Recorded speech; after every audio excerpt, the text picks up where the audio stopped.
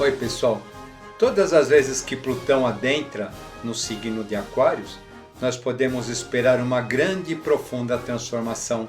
do mundo, da sociedade, dos valores, dos nossos princípios interiores, das nossas visões de mundo, da religião, da política, da ética, das leis e coisas desse tipo. Isso acaba acontecendo uma vez a cada 248 anos, mais ou menos,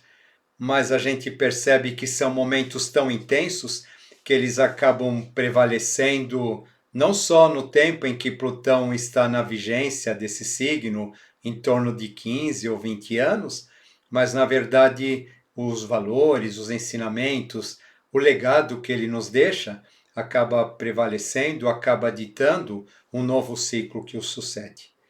Assim a gente percebe que nós hoje estamos adentrando nesse caminho,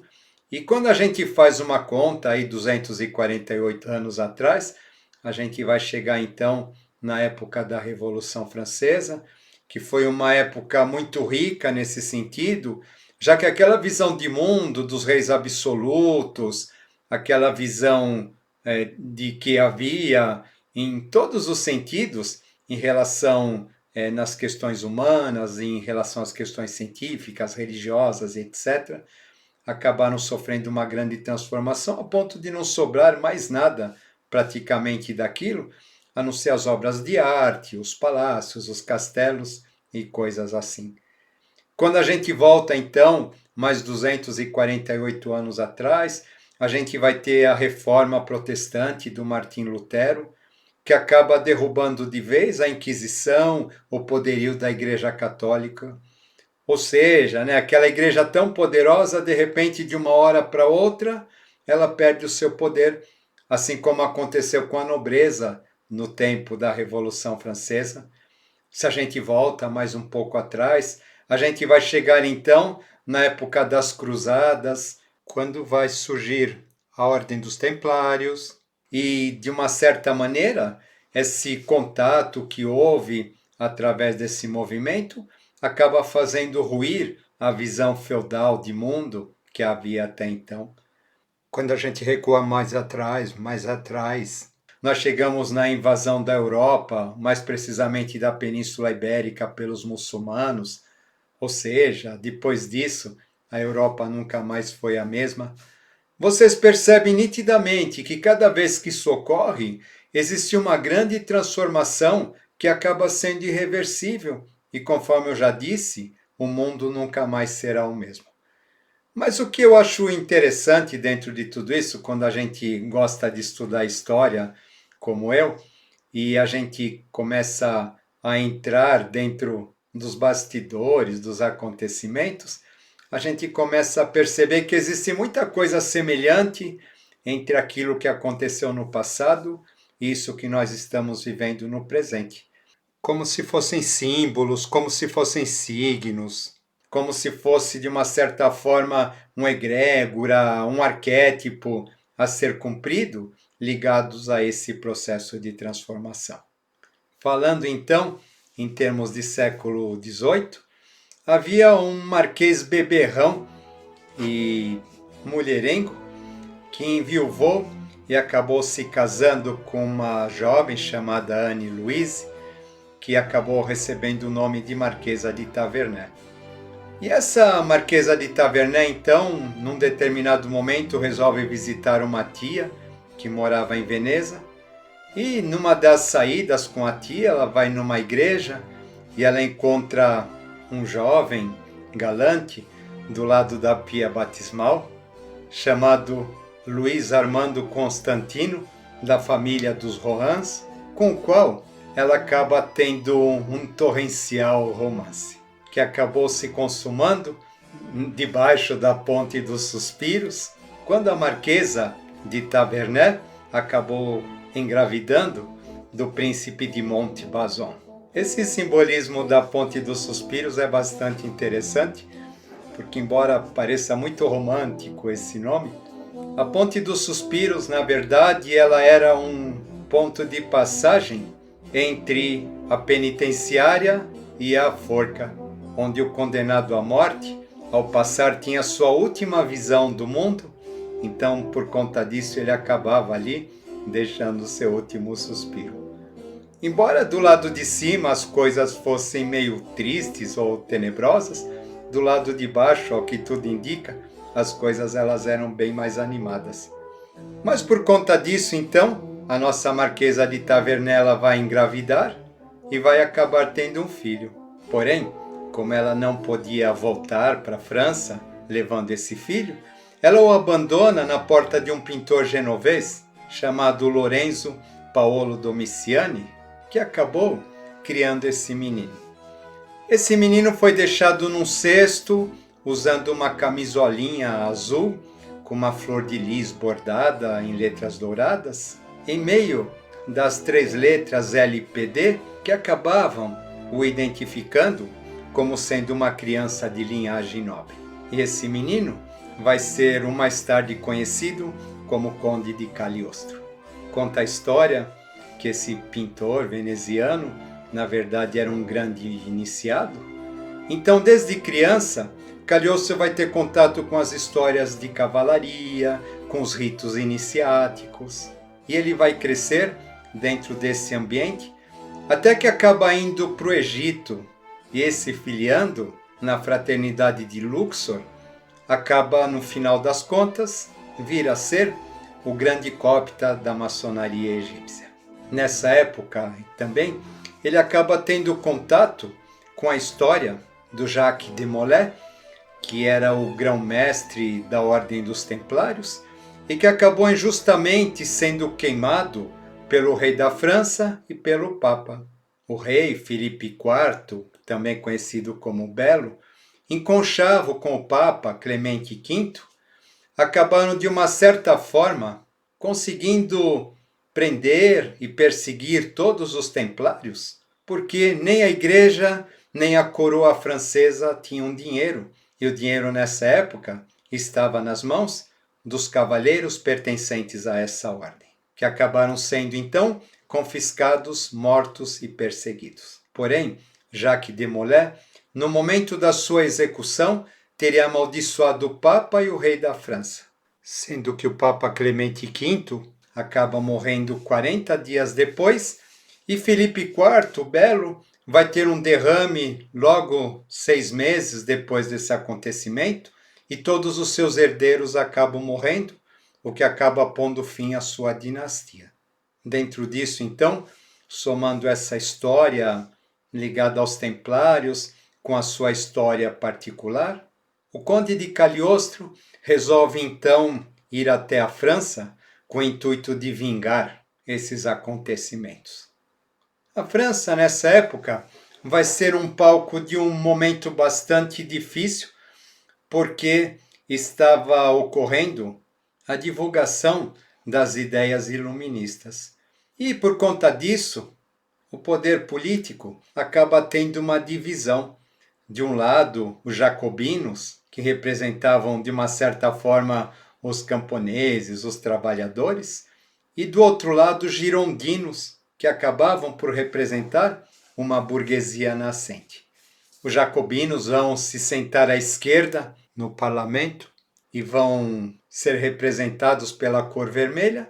e os girondinos vão ficar à direita no parlamento e vão acabar sendo representados pela cor azul. O que acaba sendo bastante interessante é que esse conceito de esquerda e direita, essa polaridade, acaba prevalecendo até os dias atuais. Quando a gente vê a bandeira da França, é bastante interessante, porque havia então a ideia de ter uma monarquia constitucional, e o símbolo da monarquia era a cor branca com a flor de lis ao seu centro. Em decorrência disso, vai ter surgimento a bandeira tricolor, que permanece como símbolo da França até os tempos atuais, onde a gente percebe um poder central, representado pela cor branca, ladeado por uma faixa vermelha à esquerda e uma faixa azul à direita, como sendo o símbolo dessa monarquia constitucional ou talvez dessa república. Cagliostro, então, dentro desse cenário, ele literalmente vai pôr lenha na fogueira que já estava bastante aquecida naquela época. Mas também ele vai agir do lado oculto, fundando algumas ordens. Ele chega até a fundar uma ordem feminina, cuja grã-mestrina era a princesa de Lamballe, com a finalidade de que a Maria Antonieta fosse atraída para lá e, quem sabe, mudasse um pouquinho as suas ideias ou ventilasse um pouquinho a sua cabeça, já que ela era vista como uma pessoa bastante fútil, bastante superficial, cuja cabeça não tinha lá outras finalidades a não ser ostentar os grandes penteados. E por isso mesmo ela acabava sendo alcunhada pelo povo como Maria a Tonta, Marie la Tonte. Porém, no auge desse período, o que vai acabar acontecendo é que a direita e a esquerda, essa polaridade vai ficando cada vez mais acirrada, a ponto de desencadear um verdadeiro ódio entre essas duas polaridades. E é então o que a gente vai ver, o que a história vai registrar, são períodos de muita brutalidade, de muita crueldade, onde o ódio, a frieza, a desconsideração com os outros acaba prevalecendo. Um exemplo disso é quando a princesa de Lamballe acaba sendo perseguida, aprisionada numa rua, morta a pauladas, em seguida esquartejada e decapitada. E a sua cabeça teria sido levada presa num pedaço de pau até a janela da Maria Antonieta, que já estava aprisionada, sendo erguida para que esta beijasse a sua melhor amiga. Vocês percebem que a desumanidade, assim, pelas simples questões de status, de posição, de diferentes maneiras de pensar, ela acabou chegando realmente num patamar sem precedentes na história, unicamente por questões políticas, por visões diferentes de mundo. O que acabou acontecendo então é que os vizinhos se vigiavam, se denunciavam. Qualquer desafeto que houvesse entre as pessoas, elas eram logo acusadas como inimigos dos ideais revolucionários e eram presas na parte da manhã, julgadas ao meio-dia e decapitadas às 3 da tarde. O que era interessante para a gente perceber o estado de miséria que esse povo estava, é que as pessoas elas eram decapitadas com as roupas que elas levavam. E no momento, então, em que aqueles corpos tombavam, a multidão ensandecida pulava sobre os cadáveres para lhes pegar as roupas, as joias e os bens. Eu estou falando tudo isso para que a gente compreenda realmente essa questão plutônica, a que ponto ela é capaz de chegar, porque ela vai mexer com todos os nossos medos, com todas as nossas inseguranças. Ela vai trazer tudo aquilo que está sombrio, aquilo que está oculto à tona, para que a gente tome consciência disso. E se a gente for perceber, nós olhando à nossa volta, dentro dessas muitas barbáries, dessa violência cada vez maior que a gente vê crescendo à nossa volta, dentro desse ódio que existe entre as pessoas, nós percebemos que existe muita similaridade, talvez, entre os dias atuais e aqueles tempos, porém, é claro, guardando-se uma determinada proporção, talvez na maneira de agir, mas esses sentimentos de ódio, de vingança, esse desejo de morte ao inimigo, é algo que a gente percebe que está sendo bastante alimentado. O que é interessante é que naquela época a gente tinha a guilhotina para cortar a cabeça das pessoas, e hoje a gente não precisa mais de tudo isso, basta o trabalho das redes sociais, basta o trabalho das fake news, basta o trabalho das mídias, que vai fazendo com que a gente acabe ficando cada vez mais confuso a ponto de perder o nosso discernimento. E uma vez perdendo a nossa capacidade humana de verdadeiramente pensar, poderíamos dizer que estamos sendo guiados mais pelo nosso instinto do que pelas nossas ideias, do que pela nossa cabeça. Ou seja, vamos nos envolvendo pelos fatos, pelos acontecimentos e acabamos, de uma certa maneira, perdendo a nossa razão. ou ficando cada vez mais confusos a respeito do que seria essa razão. O que é interessante é que depois, então, da morte dos reis franceses,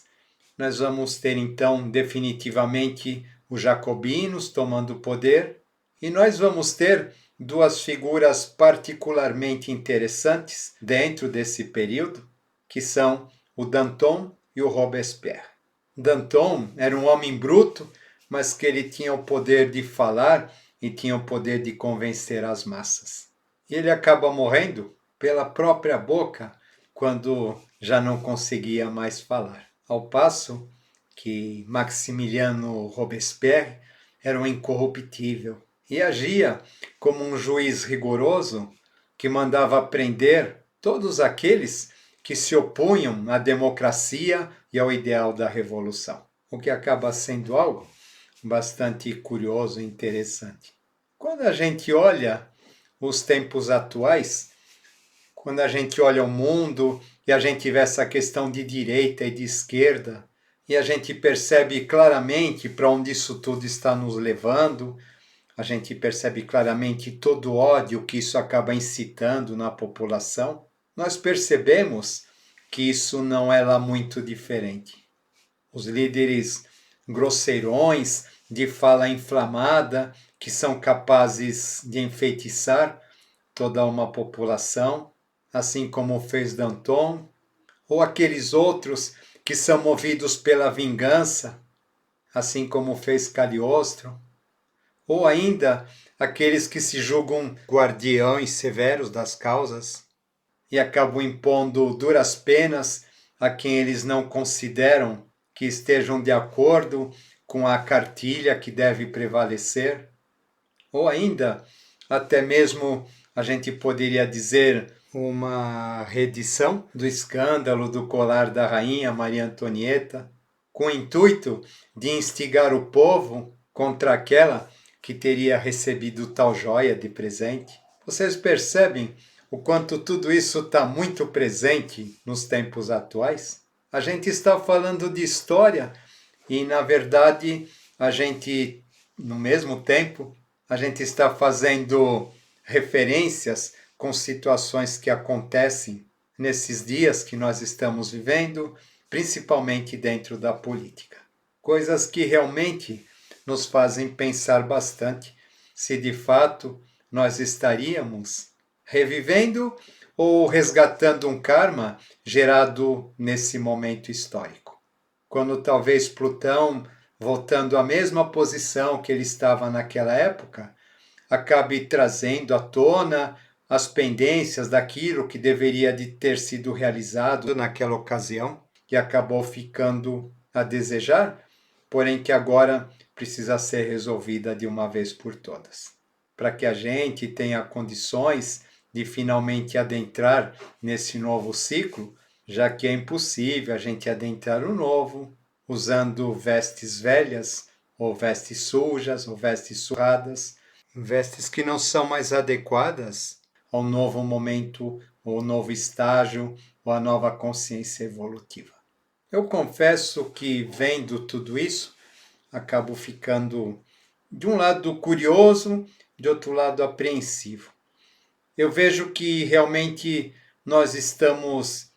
revivendo, de uma certa forma, essa etapa da história, porém, existe um outro lado meu que não gostaria de que isso estivesse acontecendo. Mas quando a gente vê essa escalada da violência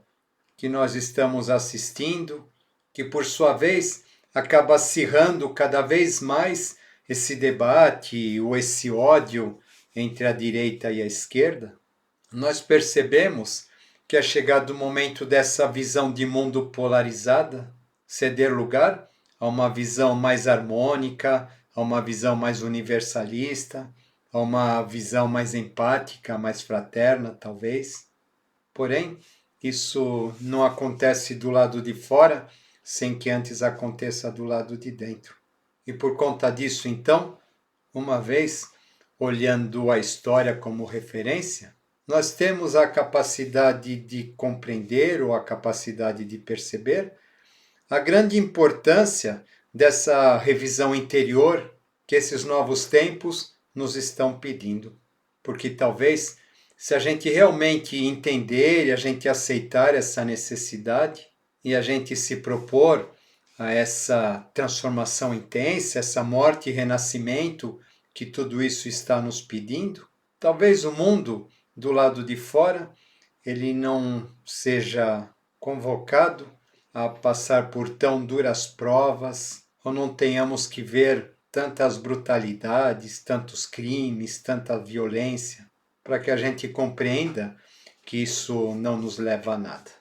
Caso contrário, seremos levados todos a viver tempos bastante difíceis, de perdas, de sofrimentos talvez, onde nós nos sintamos verdadeiramente insignificantes, incapazes, onde nós entremos em contato com aquilo que existe de mais humano na nossa natureza. E no momento em que nós estivermos nivelados nesse mesmo patamar de humanidade, talvez aí nós nos reconheçamos como iguais, e a partir do momento em que nós nos reconheçamos como iguais, nós finalmente possamos nos unir, já que através das ideias,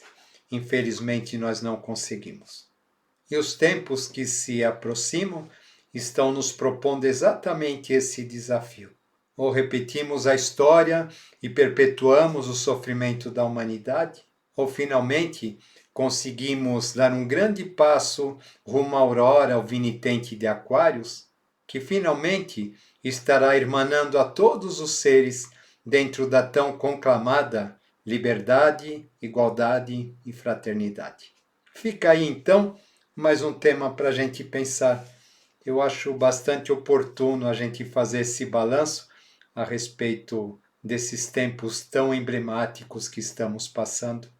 E volto a dizer, se a gente consegue passar isso com consciência, nós estamos tendo uma enorme oportunidade de dar um grande salto em termos evolutivos, tanto quanto indivíduos, como quanto coletividade. É isso aí. Vamos que vamos, mente livre, coração leve. Espero que tenham gostado e até a próxima.